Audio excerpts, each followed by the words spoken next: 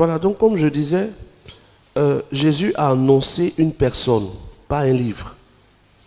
Jésus a annoncé une personne qui peut parler aux Bété, parler aux Agni, parler aux Gourou, parler aux Mossi, parler aux Yakuba, parler aux Allemands, parce que cette personne étant Dieu, elle parle à tous les peuples. Plutôt qu'un livre que certaines personnes qui ne savent pas lire ne pourront pas lire. Jésus n'annonce pas un livre, mais il annonce une personne. Et quand on regarde bien après la mort de Jésus, combien ont eu la Bible en main?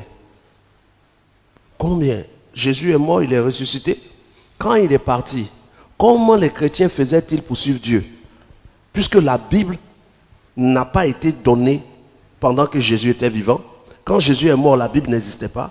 Quand Jésus est ressuscité, il n'y avait pas une association de livres appelée Bible. Quand Jésus est parti, les apôtres qui sont restés sont morts un à un, il n'y avait pas de Bible. Jean, le dernier apôtre est mort sans qu'il n'y ait de Bible. Après Jean, plus de 300 ans après, il n'y avait pas encore de Bible. Tous les chrétiens de ce temps-là, comment est-ce qu'ils suivaient Dieu? En ayant une communion avec le Saint-Esprit. Parce qu'ils ont vécu la Pentecôte. La Pentecôte, c'est l'arrivée du Saint-Esprit. Que quelqu'un me donne le nom de l'arrivée de la Bible. Parce que quand on parle de Jésus à la croix, on parle de Pâques.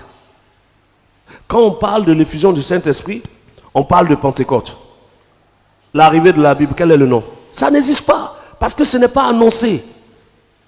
Il n'y a pas d'éléments ou d'événements qui annoncent ce livre. Donc quand les chrétiens se convertissaient, ils étaient remplis du Saint-Esprit et le Saint-Esprit les conduisait, les convainquait de péché, de justice et de jugement et leur dévancier les renseignait par rapport à ce qu'ils ne savaient pas.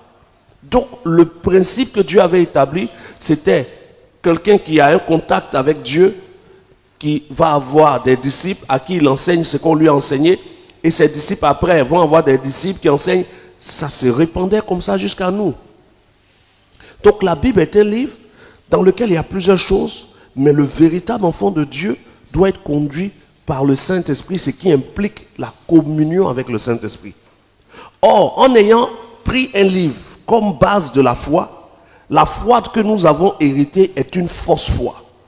Parce que jamais la foi ne vient de ce qu'on lit. La foi vient de ce qu'on entend. Et ce qu'on entend doit venir de la parole de Christ. Ce qu'on entend ne doit pas venir de la parole de Paul, de Pierre, de Jacques et de Jean. Ce qu'on entend doit venir de la parole de Christ. C'est quand ce que tu entends vient de ce que Dieu a dit et que ce que tu reçois vient de ce que Dieu a dit qu'on dit que tu as la foi. Donc si Paul parle, que ce que Paul dit est égal à ce que Jésus a dit, alors ça peut produire la foi. Mais si Paul parle que ce qu'il dit, Jésus ne l'a pas dit, que tu crois, tu as la foi fausse.